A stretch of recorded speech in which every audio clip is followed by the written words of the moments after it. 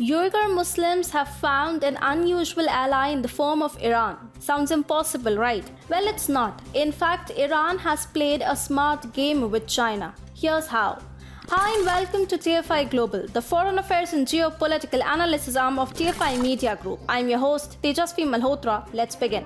Iran and China are friends, right? Isn't it a fact? Beijing and Tehran are practically part of an axis. They are strategic partners. In fact, China and Iran have also signed a 25-year secret military and intelligence deal worth $400 billion. China is effectively creating a client state out of Iran. But then a recent development has cast aspirations on the bonhomie between the two countries.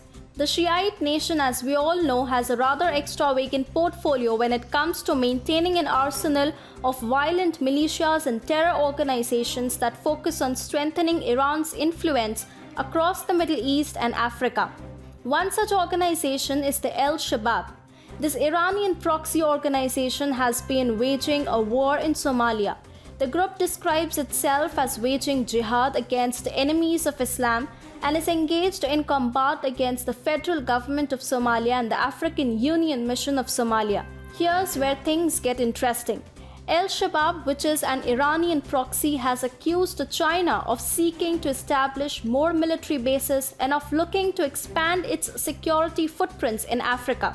The terror outfit also said that Beijing is working to grow its political and economic influence in the continent through the Belt and Road Initiative and gain access to natural resources.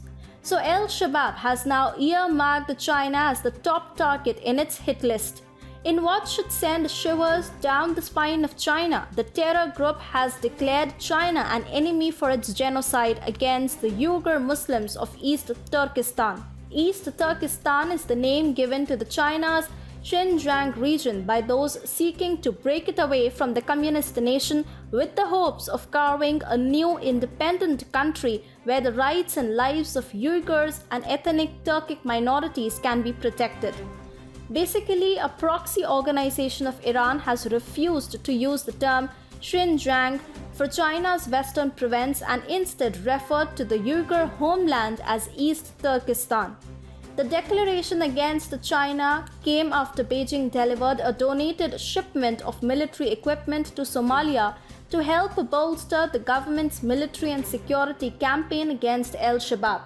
China is also slated to deliver additional weapons to Somalia's government in subsequent tranches. Al-Shabaab is directly connected to Iran's Islamic Revolutionary Guard Corps.